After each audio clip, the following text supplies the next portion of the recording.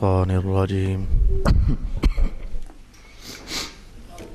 بسم الله الرحمن الرحيم وآت ذا القربى حقه صدق الله مولانا العظيم الصلاة والسلام عليك يا سيدي يا رسول الله الصلاة والسلام عليك يا سيدي يا حبيب الله الصلاة والسلام عليك يا سيدي يا شفيع المذنبين وعلى آلك وأصحابك يا سيدي يا رحمة للعالمين.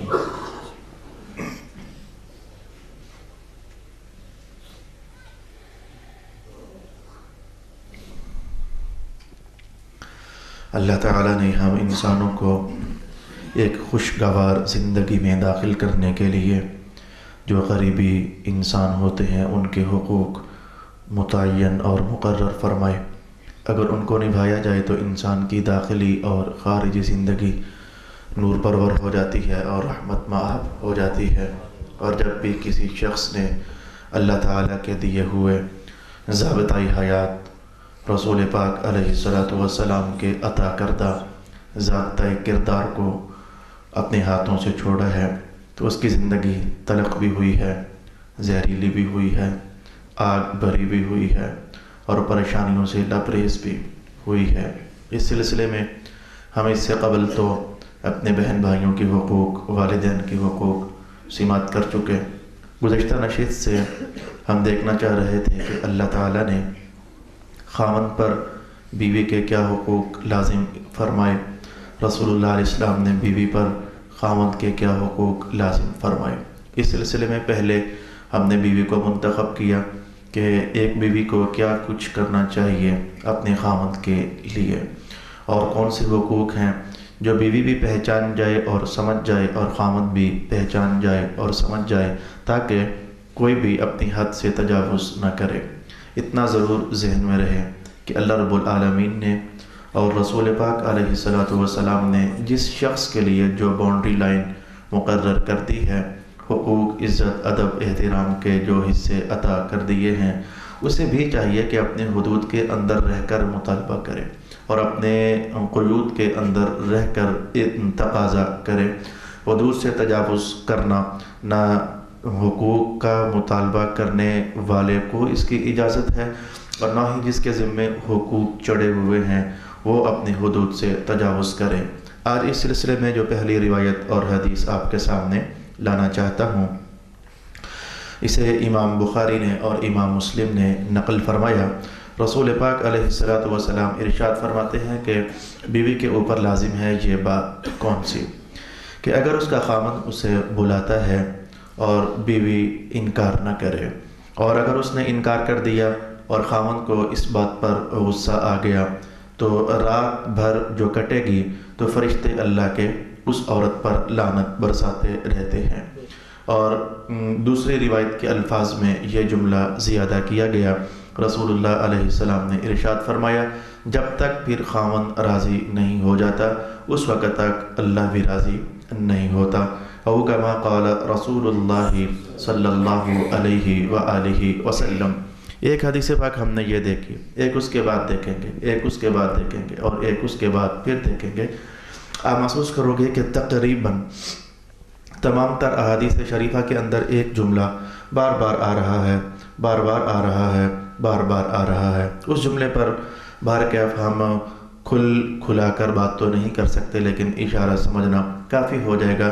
یہ خاوند کا جو ازدواجی تعلقات کا حق ہے اس پر رسول پاک علیہ السلام نے بہت زیادہ زور دیا اور بہت زیادہ زور دیا. جہاں بھی بیوی کا کوئی نہ کوئی مسئلہ رسول اللہ نے ارشاد فرمایا تو یہ جملہ کسی نہ کسی انداز سے ادھر سے یا ادھر سے لازماً اس میں داخل فرمایا ہے کہ بیوی انکار نہ کرے، اپنے خاوند کے پاس جا پہنچے. ایک حدیث پاک کے الفاظ میرے پاس یہاں تو نہیں ہے لیکن امام غزالی نے انہیں نقل فرمایا ہے کہ اگر بیوی کو خاوند اونٹ پر بھی بلا لے تو اسے وہاں بھی حاضر ہو جانا چاہیے، اگر تنور پر بھی بلا لے تو اسے وہاں بھی حاضر ہو جانا چاہیے.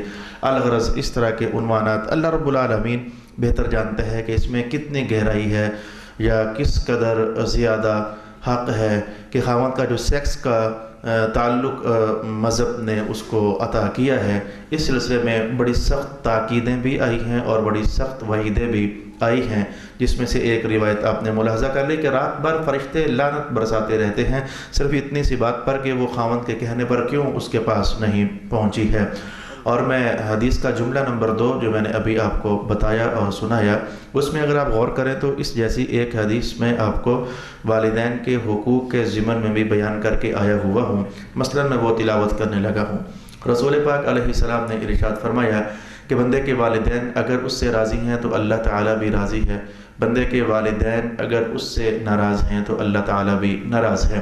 تو والدین پر جیسے اللہ تعالیٰ کی رضامندی اور اللہ تعالیٰ کی ناراضگی حضور نے موقوف ٹھہرائی، تو ملتی جلتی بات نہیں ہے کہ جب تک اس کا شوہر راضی نہ ہو جائے اللہ بھی راضی نہیں ہوتا، جب تک اس کا شوہر ناراض ہے تو اللہ تعالیٰ بھی ناراض ہے۔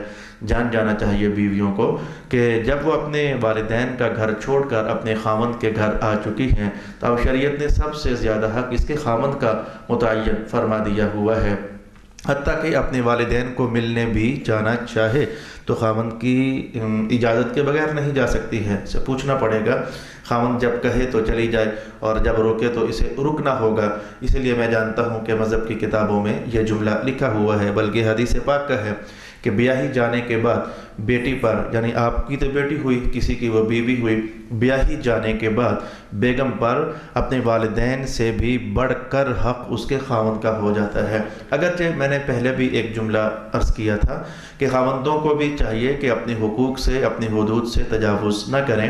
کچھ خاوند ایسے میں نے پائے، میرے پاس چونکہ شکایات آتی ہیں تو اس حوالے سے میں جان جاتا ہوں کہ ایسا ہو رہا ہے۔ کچھ خاوند میں نے ایسے بھی پائے، اللہ پاک ان کو ہدایت نصیب فرمائے، کہ ان کے بیگم اگر اپنے والدین کی زیارت کرنے کے لیے جانا چاہے تو ان کے ماتھے پر بل پڑ جاتے ہیں، ناراض ہو جاتے ہیں، پریشانیاں ان کے ارد گرد گھومنے لگ جاتی ہیں۔ یہ بالکل پچھلے ہفتے کی بات، راولپنڈی سے مجھے اطلاع ہوئی کہ ایک بیٹی اپنے خاوند کے ساتھ جانا چاہتی ہے اپنے والدین کو ملنے کے لیے، اور یہ اس کا حق ہے۔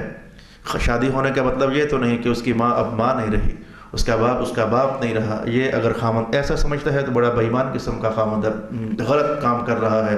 اسے حیا آنی چاہیے کہ جیسے تیرے لیے تیرے والدین ایک مقام رکھتے ہیں تو تیری بیوی کے لیے بھی ان کے والدین ایک مقام رکھتے ہیں۔ تو بالکل عین دروازے پر جب وہ میاں بیوی پہنچے تو ان کی ساس صاحبہ نے کوئی نہ کوئی، میں ایک بڑا چھوٹا سا لفظ بولنے لگا ہوں، پنگا لے کر کے تو رونا شروع کر دیا۔ مطلب یہ تھا کہ میں سخت بیمار ہوں، آپ نہ جاؤ، یہ کرو وہ کرو۔ اللہ ان سسوں کو بھی ہدایت نصیب فرمائے۔ کل تک اپنے بیٹے کی خوشیوں کی خاطر تڑپ رہی ہوتی ہیں، رشتے ڈھونڈ رہی ہوتی ہیں، بھاگ دوڑ کر رہی ہوتی ہیں۔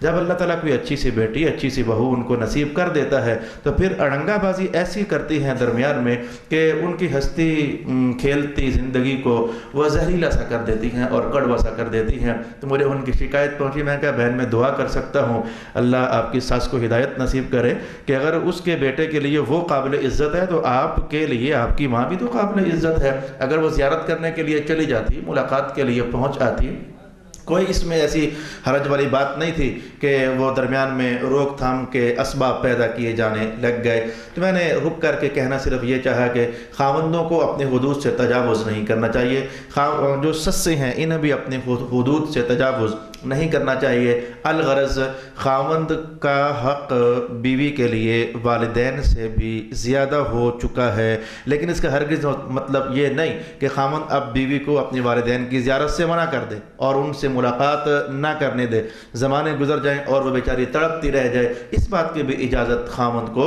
رسول پاک علیہ الصلوۃ والسلام نے ارشاد نہیں فرمائی ہے۔ فی الحال چونکہ عنوان بیگمات کا چل رہا ہے، میں اپنی بہنوں ہی کو بتانا چاہوں گا کہ مذہب آپ کو کیا سمجھاتا ہے۔ عنقریب خاوند کی بات آنے والی ہے، پھر میں خاوند کو بھی ایک ایک بات سمجھاؤں گا جو کہ رسول پاک علیہ السلام نے ارشاد فرمائی ہے کہ آپ لوگوں کو کیسے باوقار زندگی گزارنی چاہیے اور بارحمت اور بابرکت زندگی گزارنی چاہیے۔ میں ان کا حق انہیں بھی بزبان رسول اللہ صلی اللہ علیہ وآلہ وسلم یاد کرانا چاہوں گا۔ اس کے بعد آپ اللہ کے حوالے کون کتنا اپنی زندگی کو باکمال بنا لیتا ہے اور کون کتنا اپنی زندگی کو بے رحمت بنا لیتا ہے۔ ابن ماجہ شریف کی حدیث میں آپ کے لیے تلاوت کرنا چاہتا ہوں، جسے حضرت معاذ ابن جبل رضی اللہ تعالی عنہ نے نقل فرمایا۔ رسول پاک علیہ الصلوۃ والسلام ارشاد فرماتے ہیں کہ جب کوئی عورت اپنے خاوند کو ستاتی ہے اور ایذا دیتی ہے، خواتین کے اندر کچھ ایسے اخلاقی مرض ہوتے ہیں کہ جن کی وجہ سے ان کا خاوند ستایا جاتا ہے اور اس کو ایذا ہو جاتی ہے، جن میں سے ایک تو یہی بات جو تھوڑی دیر پہلے میں نے آپ سے کہہ دی کہ وہ ذاتی ریلیشنز، تعلقات جو میاں اور بیوی کے ہوتے ہیں، اس کی بنیاد پر خاوند بہت زیادہ تکلیف محسوس کرتے ہیں، اس لیے اس میں تو کبھی کوتاہی نہیں ہونی چاہیے۔ اور بھی بہت سارے عنوانات ہیں، مثلا ایک خاوند ہے، وہ نیک ہے، متقی ہے، نماز پڑھنے والا ہے، اس کی بیوی نماز نہیں پڑھتی ہے، اٹھ کر کے اسے تکلیف ہوتی ہے کہ یہ کیا میرے گھر میں بے برکتی سی لگی ہوئی ہے، میں نماز پڑھوں اور یہ نماز کے لیے نہ اٹھے، اس سے خاوند کو تکلیف ہوتی ہے۔ بیگم اپنے خاوند کے ساتھ جھوٹ بولتی ہے، خاوند کو اس سے اذیت ہوتی ہے۔ وقت پر کھانا اس کے سامنے نہ پہنچائے، خاوند کو اس سے اذیت ہوتی ہے۔ میں وہ جملے جو پبلک میں چل رہے ہیں، جو شکایات بنے ہوئے ہیں، جن سے زخم بھرے ہو رہے ہیں، وہ جملے آپ کے سامنے لا رہا ہوں۔ ایک خاوند صاف ستھرا ہے لیکن بیوی جو ہے وہ بچوں کو نہلا دھولا کر نہیں رکھتی، گندے مندے کیچڑ میچڑ جیسا ہے وہ رہ رہی ہے، اس سے خاوند کو اذیت ہوتی ہے۔ اسکول پر وقت پر بچوں کو نہ بھیجنا اور ان کی مذہبی تربیت نہ کرنا، جبکہ خاوند نیک ہے تو اس کو اس بات سے باقاعدہ اذیت ہوتی ہے۔ یا اور میں کون سی بات کہوں کہ وہ جو تمہاری ساس ہے تمہاری ماں ہی تو ہے، جو تمہارا سسر ہے وہ تمہارا باپ ہی تو ہے۔ تو جب آپ اپنے خاوند کے سامنے یا اس کے پیچھے ان کی ماں کو اور ان کے باپ کو غلط ملت بولو گی یا کوئی نہ کوئی شکایت لگاتی رہو گی تو لا محالہ تمہارے خاوند کو اذیت پہنچتی ہے۔ 6-7 اسباب میں نے آپ کو بیان کر دی ہے۔ اب سنیے حدیث کا متن، آپ کے لیے سمجھنا آسان ہو جائے گا۔ رسول پاک علیہ الصلوۃ والسلام نے ارشاد فرمایا کہ جب کوئی عورت اپنے خاوند کو ایذا دیتی ہے تو جنت سے آواز آتی ہے، ایک حور بولتی ہے۔ حضور نے اس حور کا جملہ ارشاد فرمایا، حور عین کہتی ہے، جس کا ذکر سورہ رحمان کے اندر کیا گیا۔ تو حور عین کہتی ہے، ادھر سے آواز مارتی ہے۔ جملہ تو بڑا سخت ہے لیکن میرے حضور نے فرمایا ہے، میں نے آپ کو بتانا ہے۔ خواتین میری بہنیں اس بات کو غور کے ساتھ سنیں کہ چھوٹی چھوٹی کوتاہی پر ان کے خلاف قدرتی طور پر کیا آپریشن ہو جاتا ہے۔ تو فرمایا کہ حور عین آواز مارتی ہے، قاتلک اللہ، اللہ تجھے قتل کرے۔ جنت سے حور اتنے تلخ لہجے میں آواز مارتی ہے کہ اللہ تجھے قتل کرے، اسے ایذا نہ دے، بندہ تیرا نیک ہے تو یہ چند دنوں کے لیے تیرے پاس مہمان ہے، سنبھال سکتی ہے تو سنبھال لے، جو ہی یہ تجھ سے جدا ہوئے گا تو اللہ تعالیٰ اسے ہمارے پاس بھیجنے والا ہے۔ یہ نیک بندے کی خوبی ہے۔ ظاہر ہے کہ حور عین بھی تو اسے کہتی ہوگی نا کہ جس نے ان کے پاس جانا ہوگا تو جانے والا متقی، پارسا، نیک اور اچھا انسان ہی تو ہوگا۔ جس نے جانا ہی، اللہ رحم کرے میں نہیں جملہ بولتا، جس نے راستہ کوئی ایسا بنایا ہوا ہے کہ وہ جنت کی طرف بڑھ ہی نہیں رہا ہے تو اس کی خاطر جنت والے کیا سائیڈ لیں گے، جنت والے کیا طرفداری اس کی طرف سے کریں گے۔ الغرض میں نے ایک اور حدیث کے الفاظ آپ کے لیے تلاوت کر دی ہے کہ جو عورت اپنے خاوند کو ستاتی ہے، ایذا دیتی ہے تو جنت سے حور آواز مارتی ہے کہ اللہ تجھے قتل کرے، یہ چند دنوں کا مہمان تھا تیرے پاس تو اس نے تجھ سے جدا ہو کر ان قریب ہمارے پاس آ جانا ہے۔ اے خاوندوں، میں ایک جملہ رک کر کے کہنا چاہتا ہوں، آپ نے محسوس کیا کہ اللہ تعالیٰ تمہاری طرفداری کر رہا ہے، اللہ تمہارے حق کی بات کر رہا ہے، اللہ تعالیٰ تمہاری عزت کی بات سمجھا رہا ہے تمہاری بیگموں کو اور انہیں بتا رہا ہے کہ یہ ان قریب مہمان ہے، واپس آ جانے والا ہے۔ میں آپ سے کہنا چاہوں گا کہ اللہ تو تمہارے حق کی آواز اٹھائے، تم کتنا اللہ کی حق کی آواز اٹھا رہے ہیں؟ شرم کے مارے سر جھک جانا چاہیے۔ تم نے اپنے گھر پر کتنا مذہب کا جھنڈا اٹھا کر رکھا، تم نے اپنے گھر میں کتنا رسول اللہ علیہ السلام کے دیے ہوئے نظام کو نافذ کیا، تم نے اپنے گھر والوں کو کتنا ستھرا کرنے کا اہتمام کیا۔ میں کہوں گا وفاؤں کی جزا وفائیں ہوتی ہیں، محبت کا بدلہ محبت ہوتا ہے، پیار کا بدلہ پیار ہوتا ہے، اور میں کہوں گا تحفے کا بدلہ تحفہ ہوتا ہے۔ تو میں یہ جملہ کہوں گا تو کتنا حق بجانب ہوگا کہ ہم بندوں کو شرم کے مارے سر جھکا لینا چاہیے، صرف سر ہی نہیں جھکانا چاہیے، کوئی عملی اقدام بھی کرنا چاہیے۔ اللہ ہماری خاطر اوروں کو کہے یہ تمہارا بندہ ہے، دھیان سے، عزت سے، آبرو سے، تو کیا ہم اللہ کی خاطر اوروں کو نہیں کہہ سکتے؟ جھکنا ہے، نماز پڑھنی ہے، اس کے سامنے آنا ہے، اللہ توبہ کرنی ہے، قرآن پڑھنا ہے، دعائیں کرنی ہے، اپنے خدا سے، اپنے رسول سے جڑ کر رہنا ہے۔ ہمیں بھی تو کچھ اس طرح کی روش اختیار کرنا چاہیے، اور یہ تو سب سے اولین حق ہے تمام گھر والوں کے جو سربراہان ہیں ان پر۔ میں اللہ کا قرآن آپ کے لیے پڑھنا چاہتا ہوں۔ چاہتا ہوں۔ رسول اللہ کی حدیث بھی میں آپ کو پڑھ کر سنا دوں گا۔ رب کائنات نے کیا ارشاد نہیں فرمایا ہے؟ قُوا أَنفُسَكُمْ وَأَهْلِيكُمْ نَارًا، اپنے آپ کو بھی دوزخ سے بچاؤ، اپنے گھر والوں کو بھی دوزخ سے بچانے کا اہتمام کرو۔ تو وہ اہتمام یہی تو ہے کہ انہیں اللہ رسول بتا دینا، اور اللہ اور اس کے رسول کے حقوق انہیں یاد دلاتے رہنا۔ اور رسول اللہ کا فرمان عالی شان بھی اس سلسلے میں ہماری بے شمار رہنمائیاں کرتا ہے۔ حدیث کے الفاظ ہیں پوری زندگی پر محیط، لیکن ہم نے شاید اسے کسی ایک آدھ شعبے کے لیے ڈکلیئر کر دیا ہوا ہے۔ کون سی حدیث کے الفاظ؟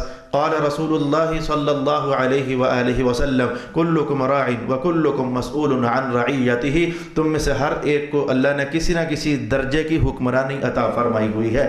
میں نے محدثین کے کلام کو ساتھ جوڑ کر کے تو ترجمہ حدیث کا کرنا چاہا، تم میں سے اللہ نے ہر ایک کو کسی نہ کسی درجے کی حکمرانی عطا فرمائی ہوئی ہے۔ کلکم راع، اور یاد رکھنا قیامت کا دن ہوگا تو جو جتنا حکمران تھا، جو جتنے درجے میں حاکم تھا، اللہ اسے پوچھے گا ضرور کہ اپنی عوام کے ساتھ کیا کیا تو نے، کیا انہیں کچھ اچھا برا بتایا یا کہ نہ بتایا۔ تو یہ ایک حدیث شریف میں یہ خاوندوں کو بتا رہا تھا، گھر کے سربراہان کو بتا رہا تھا، اور اس عنوان سے ایک یو ٹرن لے کر کے میں آ رہا تھا کہ جب اللہ تمہارے حقوق کی بات کرتا ہے تو تم بھی تو اللہ کے حقوق کی بات گھر والوں کو بتاؤ نا۔ تو رسول پاک علیہ السلام نے ارشاد فرمایا کہ پھر وہ جنت کی حور آواز مارتی ہے کہ یہ عنقریب تجھ سے جدا ہو کر ہمارے پاس آ جانے والا ہے۔ طبرانی کے الفاظ میں اگلے متن کو تلاوت کرنے کے لیے میں پڑھنا چاہتا ہوں۔ رسول پاک علیہ السلام نے ارشاد فرمایا کہ کوئی عورت اس وقت تک ایمان کی لذت نہیں چکھ سکتی۔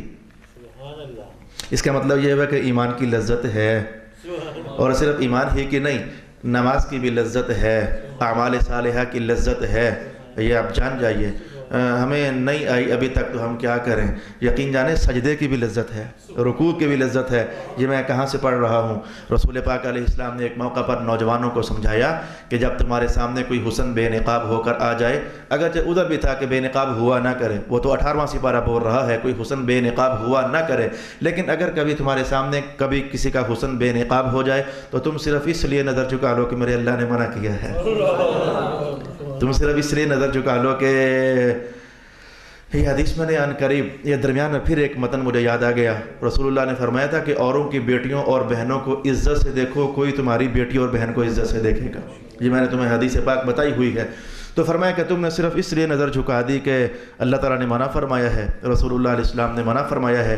حدیث کا اگلا جملہ کیا تھا؟ فرمایا اب عبادت کر، دیکھنا اللہ لذت کیسی عطا فرمائے۔ اس کا مطلب یہ ہوا کہ سجدوں میں لذت ہوتی ہے اگر کسی کو محسوس ہو جائے تو، رکوع میں لذت ہوتی ہے اگر کسی کو مزہ آ جائے تو، یہ بندگی کرنے کے اپنے مزے ہوتے ہیں اگر کسی کے احساس میں اتر آئیں تو۔ یہ احساس میں اترنا بھی ہے تو ویسے اللہ کی عطا۔ تو میں نے کہا جیسے یہ نماز کی لذت ہے، سجدے کی لذت ہے، مذہب کی ہر عمل کی لذت ہے، تو ایمان کی بھی لذت ہوتی ہے۔ یہ لذت آتی تھی تو دکھنے میں درد تھا لیکن اندر سے لذت تھی، تبھی تو بلال کہتے تھے نہیں چھوڑتا نام محمد۔ یہ جاننا چاہیے نا، اس حدیث کو صرف یہی تو نہیں نا کہ ان کو پٹائی ہوتی رہی، وہ تو ہوتی رہی، لیکن میں کہتا ہوں کچھ تو تھا نا۔ ڈنڈے پڑ رہے تھے، کوئلے زبانوں پر رکھے جا رہے تھے اور گھسیٹا جا رہا تھا، دکھنے میں درد تھا لیکن درد کے مارے تو بندہ بہت کچھ چھوڑ دیا کرتا ہے۔ بلال کہتے ہیں نہیں چھوڑتا، باہر درد ہے اندر تو لذت آ رہی ہے نا۔ تو ایمان کی لذت ہوتی ہے، ایمان کی حلاوت ہوتی ہے۔ جیسے کہ حضور ارشاد کیا کرتے تھے کہ جس بندے کو ابھی تک کسی کو کھانا کھلانے کی عادت نہیں پڑی وہ ایمان کی حلاوت پا ہی نہیں سکتا ہے، وہ ایمان کی مٹھاس پا ہی نہیں سکتا ہے۔ یہ اطعام الطعام، اوروں کو کھانا کھلانے پر رسول پاک علیہ السلام نے یہ جزا ارشاد فرمائی۔ تو واپس پلٹی ہے، فرمایا کہ وہ عورت کبھی ایمان کی لذت نہیں پا سکتی جو ابھی تک اپنے شوہر کا حق ادا نہیں کر سکی ہے۔ تو شوہر کے حق ادا کرنے میں لگا یوں اور صاف صاف یوں لگا کہ شوہر کا حق ادا کرنے میں عورت کے ایمان کو تقویت ملتی ہے، عورت کے عمل کو لذت آشنا بنا دیا جاتا ہے۔ خامند کو خوش رکھنے میں جب اللہ خوش ہے، پچھلا متن ہم نے تلاوت کیا، خامند خوش ہے تو اللہ خوش ہے، تو پھر جاننا چاہیے کہ خامند کی خوشی کی وجہ سے اللہ عورت کے سجدوں میں لذت اتارے گا، اس کے رکوع میں مزہ اتارے گا، اس کی تلاوت قرآن میں حلاوت اترے گی، اس کی زندگی کچھ میٹھی میٹھی سی ہو جائے گی۔ یہ ایک بندہ ہی تو ہے ایک بندہ ہی تو ہے. جب تم نے اپنا سب کچھ اس کے نام کر دیا تو پھر اس کی خوشی کمانے میں کیا قباحت ہے اور پھر کیا پریشانی ہے. جبکہ اگر وہ خوش ہو گیا تو آسمان والا رب ویسے خوش ہوئے جا رہا ہے کہ یہ دیکھو میری بندی ہے اور میرے کہنے پر میرے بندے کا کتنا خیال رکھ رہی ہے. تو وہ عورت اس وقت تک ایمان کا مزہ نہیں پائے گی جب تک شوہر کا حق ادا نہیں کر دیتی ہے. بعض اوقات کسی مجلس میں درس حدیث درس فقہ ہو تو بڑی عمر کی خواتین از راہ خوش طبی ایک جملہ مجھ سے پوچھ لیتی ہیں. کبھی ایسا ہوا 1 2 4 بار زندگی میں, تو میں آج وہ جملہ میرے پاس موجود ہے تو میں بتانا چاہتا ہوں کہ ان کا جملہ کیا تھا, وہ بھی بتا دوں گا. وہ حدیث کی آخر میں خود بخود ہی آ جائے گا. لیکن حضرت میمونہ رضی اللہ تعالی عنہا نے یہ کلام رسول پاک علیہ السلام سے سنا اور آگے پھر روایت فرما دیا. آپ نے فرمایا کہ بات نمبر 1 پھر 2 پھر 3 پھر 4 پھر 5 پھر جزا یہ. کچھ آپ نے اس طریقے سے کلام کو شروع فرمایا. فرمانے لگیں کہ جو عورت اللہ کی اطاعت کرے. میرے بھائی یہ بات یاد رکھ لینا, ایک باریک سا فرق ہے. اللہ کی صرف اطاعت ہو سکتی ہے, رسول اللہ کی اطاعت بھی ہوتی ہے, تابعداری بھی ہوتی ہے. یہ ایک تھوڑا سا فرق ہے. جب بھی قرآن بولے گا تو اللہ کی اطاعت, اللہ کی اطاعت, اللہ کی اطاعت اور اللہ کی اطاعت, اور رسول اللہ کی اطاعت بھی ہوتی ہے اور رسول اللہ کی فرما برداری بھی ہوتی ہے, اتباع بھی ہوتی ہے. کہ اطاعت میں اور اتباع میں فرق یہ ہوتا ہے کہ کسی کو بات کہی جائے تو اگلا مان جائے, یہ اطاعت ہوتی ہے. اور اتباع یہ ہوتی ہے کہ کچھ کر کے بتایا جائے تو اگلا کرنے لگ جائے, کچھ کر کے بتایا جائے تو اگلا کرنے لگ جائے, اسے اتباع کہتے ہیں. تو اللہ صرف قول فرماتا ہے ایسا کرو ایسا کرو ایسا کرو ایسا کرو, اس لیے اللہ کی بات ماننے کا نام صرف اطاعت ہوتا ہے. اللہ کچھ کر کے نہیں دکھاتا کہ میں یوں کر رہا ہوں تو تم بھی ایسا کرو. کر کے دکھانے کے لیے اللہ نے اپنا پیغمبر بھیجا ہوا ہے. لہٰذا رسول اللہ قول بھی کرتے ہیں تو مان لیا تو اطاعت بن گئی, رسول اللہ عمل بھی کر کے دکھاتے ہیں تو دیکھ کر عمل کر لیا تو اتباع بن گئی. تو اطاعت میں اور اتباع میں یہ ایک باریک درجے کا فرق تھا جو ہم مسلمانوں کو علم کے ناطے جان لینے میں کوئی حرج والی بات نہیں تھی. تو رسول اللہ علیہ السلام نے فرمایا کہ جو عورت اللہ کی اطاعت کرے, بات نمبر 1, شوہر کا حق ادا کرے, بات نمبر 2. جان گئے آپ کہ اللہ کی اطاعت بار کیا پہلے ہے, بندوں کا حق بعد ہی میں ہے. یعنی نماز سے خامند نہیں روک سکتا, فرض عبادات سے خامند نہیں روک سکتا. جو عورت اللہ کی اطاعت کرے, نمبر 1. نمبر 2, شوہر کا حق ادا کرے. نمبر 3, ایسی بیوی کہاں سے لو گے, اللہ نصیب کر دے. جو 3 نمبر پر جملہ آنے والا ہے حدیث کا, ایسی بیگم اللہ صاحب مسلمانوں کو نصیب کر دے. فرمایا جو بیگم اپنے خامن کو نیک کام کی یاد دلاتی رہے. یعنی یہ بات بہت دور چلی جاتی ہے. صرف اتنا ہی نہیں کہ ہم طلب کریں اے اللہ ہمیں ایسی نیک بیوی نصیب فرما دے کہ جو ہمیں اچھے کام کی تلقین کرے. ایسی نیک بیگم پانے کے لیے اس بیگم کے والدین کی ذمہ داری بنی ہوئی ہے کہ وہ بیٹی کو ایسا بنائیں گے تو پھر وہ خامند کے گھر جا کر ایسا کرے گی نا. اور ہم لوگ بیٹیوں کو کتنا کو ایسا بنا رہے ہیں, آپ کو پتہ ہے. آپ سارے اللہ کے دربار میں شرمسار ہو سوائے اس نیک بندے کے کہ جس نے پہلے دن ہی سے حضور کا وہ کلام سامنے رکھا. حضور نے فرمایا تھا جس نے اپنی بیٹیوں کی, جو بیٹیوں میں آزمایا گیا, حضور نے فرمایا جو بیٹیوں میں آزمایا گیا اور اس نے بیٹیوں کی اچھی تربیت کر دی, اور اچھی تربیت قرآن و سنت والی ہی ہوتی ہے, اس میں کوئی شک نہیں ہے. جو بیٹیوں میں آزمایا گیا, اس نے بیٹیوں کی اچھی تربیت کر دی, تو وہ شخص اور میں محمد کل قیامت کو قریب قریب ہو جائیں گے. او کما قال رسول اللہ صلی اللہ علیہ وسلم, جیسے میرے آقا حضور نے خاتون جنت کو پڑھایا تھا, جیسے میرے آقا حضور نے اپنے گھر والوں کو پڑھایا تھا. کوئی خاتون, کوئی زوجہ محترمہ اپنے گھر سے پڑھ کر نہیں آئی تھی. خیر وہاں تو ماحول ذرا کفر کا تھا نا, وہاں تو سچویشن ہی کوئی اور تھی. کفر کے ماحول سے خواتین اسلام قبول کر کے آ رہی تھی تو سرکار نے خود ہی پھر پڑھانا تھا. لیکن ہمارے ہاں تو ایسا نہیں ہے. ہماری بیٹیاں آنکھ کھولتی ہیں تو باپ اور ماں مسلمان ہوتے ہیں, ہمارے بچے آنکھ کھولتے ہیں تو ہمارے والدین مسلمان ہوتے ہیں. ہمیں بہر کیف اپنی ذمہ داریوں کا احساس رکھنا چاہیے. نیک بیوی کو حضور رحمت عالم بڑی مزے کی نظر سے دیکھا کرتے تھے. مثلا یہ دیکھیں, حضور نے فرمایا کہ وہ خامند بڑا ہی اچھا ہے, وہ خامند بڑا ہی اچھا ہے جو سویرے اٹھ کر نماز پڑھے تو بیگم کو اٹھائے, اگر تو اٹھ جائے تو بات ٹھیک ہے, نہ اٹھے تو اوپر پانی گرا دے. حضور رحمت عالم نے یہاں تک بھی اجازت ارشاد فرمائی اور فرمایا کہ وہ بیوی بھی بڑی اچھی ہے جو صبح اٹھ کر نماز پڑھے اور خامند کو اٹھائے, اور اگر اٹھ جائے پھر تو ٹھیک ہے, اور اگر نہ اٹھے تو پھر اس پر وہ پانی گرا دے. تو یہ پانی کوئی گلاس بھر کر بھی مطلب نہیں تھا کہ اس کے بعد سارا دن شامت آئی رہے, وہ چند ایک پانی کے چھینٹے تک گرانے کی. رسول اللہ علیہ السلام نے یہ خامند اور بیوی کا آپس میں اچھا ہونے کو خراج تحسین پیش فرمایا اور خوش ہوئے کہ وہ خامند بچہ ہے جو اپنے ساتھ مصلے پر گھر والی کو کھڑا کرتا ہے، اور اگر خامن ڈھیلا ہو گیا تو کم از کم کوئی ایک تو ایکٹیو ہونا چاہیے نا، جو صبح اٹھ جائے تو وہ دوسرے کو اٹھا دے۔ فرمایا کہ جو عورت اللہ کی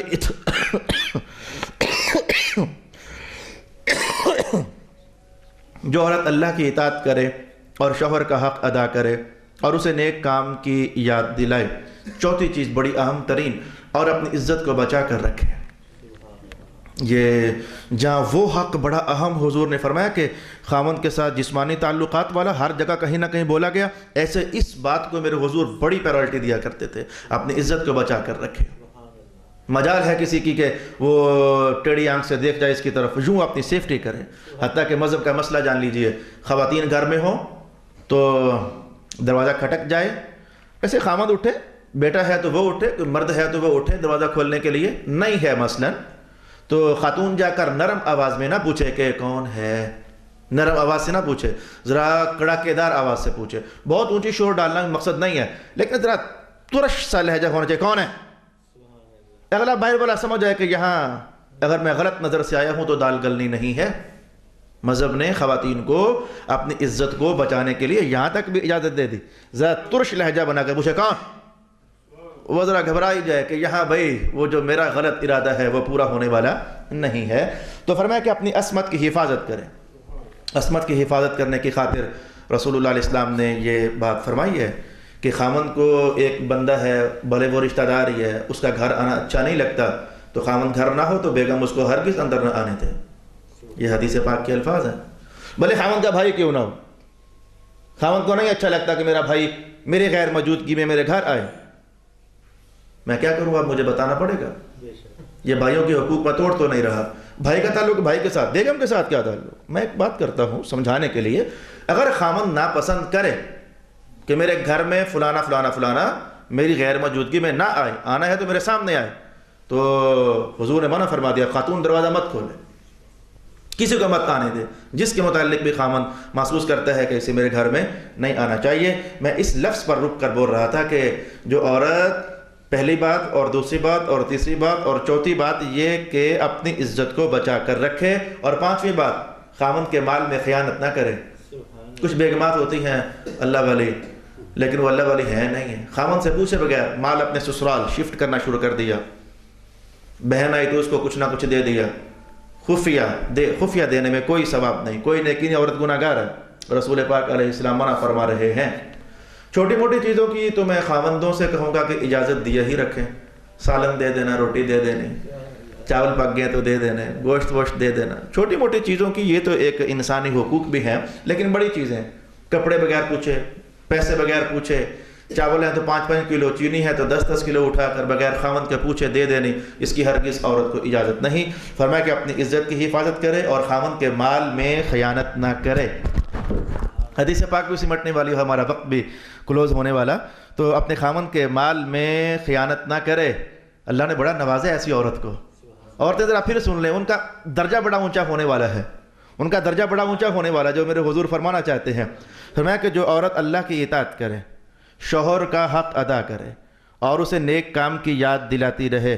مثلا خاوند بعض کا جھوٹ بولتے ہیں، اور بیٹا باہر جا کر کہہ دے میں گھر نہیں ہوں، تو بیگم بولے نہیں، جھوٹ مت اپنے بچوں کو سکھاؤ، بول دے۔ اور ایسے میں خاوند کو کوئی اختیار نہیں ہے کہ وہ کہے اچھا اب تو مجھے نیکی سکھائے گی، تو سکھائے گی نا، کیا ہے، اگر تو غلط کرتا ہے تو سکھائے گی اسے۔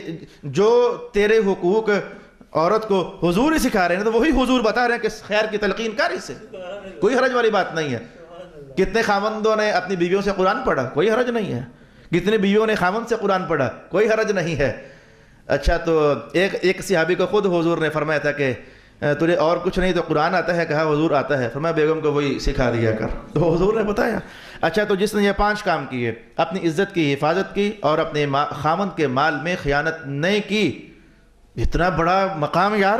حضور فرماتے ہیں کہ قیامت والے دن جنت میں شہید کا جو درجہ ہوگا تو اس عورت کے اور شہید کے درجے کے درمیان ایک ہی فرق رہ جائے گا، صرف بس بڑا کم سا فرق رہ جائے گا، یعنی مقام شہادت، مقام شہادت جتنا درجہ ایک درجے کے فرق کے ساتھ، فرمایا ایک درجے کا فرق رہ جائے گا۔ اس خاتون کو اللہ تعالیٰ جنت میں شہیدوں کے درجے سے قریب ترین درجہ عطا فرمائے گا۔ اچھا، تو اگلا جملہ فرمایا کہ اگر اس کا خامند بھی جنتی ہوا تو یہ اسی کی بیگم بن کر رہے گی. اگر اس کا خامند بھی جنتی ہوا تو یہ اسی کی بیگم بن کر رہے گی. اور چھٹا جملہ ان بڑی عمر کی خواتین کا جنہوں نے خوش طبی کرتے ہوئے کہا کہ مردوں کو تو اللہ حوریں دے گا تو عورتوں کو کیا دے گا. انہوں نے خوش طبی کی کہ آپ اتنی حدیثیں بتاتے ہو تو مردوں کو تو اللہ حوریں دے گا تو عورتوں کو اللہ کیا دے گا. تو حضور نے فرمایا کہ اللہ تعالیٰ ایسی پاکیزہ خاتون کو جنت میں کسی شہید سے شادی کروا دے گا. جو شہداء، اور کتنے جوڑے ایسے ہیں، ایک ادھر ایک ادھر، وہ تو کم لوگ ہیں کہ میاں اور بیوی دونوں جنت میں، اور وہ بھی کم ہیں کہ میاں اور بیوی دونوں ہی دوزخ میں. کتنے جوڑے ہیں ان میں پھوٹ پڑ جائے گی. بیگم جنت میں، خامن دوزخ میں. یہ تو اپنے اپنے اعمال ہیں بھائی. اور خامن جنت میں تو بیگم دوزخ میں. تو پھر وہ اللہ تعالیٰ وہ ادھر کی کسر ادھر پوری فرما دے گا کہ جن کے خامن دوزخ میں چلے گئے اور خواتین جنت میں چلی گئیں تو اللہ رب العالمین ان خواتین کو نیک شوہر عطا فرما دے گا. وہ نیک شوہر کا جن کی بیگمات ادھر گئی ہوئی ہیں، جن کی بیگمات ادھر گئی ہیں، تو ان میں سے ایک یہاں حضور نے ارشاد کیا کہ جو شہداء ہوں گے اللہ تعالیٰ ایسی نیک بیوی کو ان شہیدوں کے ساتھ ایک نئی شادی کروا دے گا اور وہ جنت میں مزے سے رہیں گے. وآخر دعوانا ان الحمد للہ رب العالمین.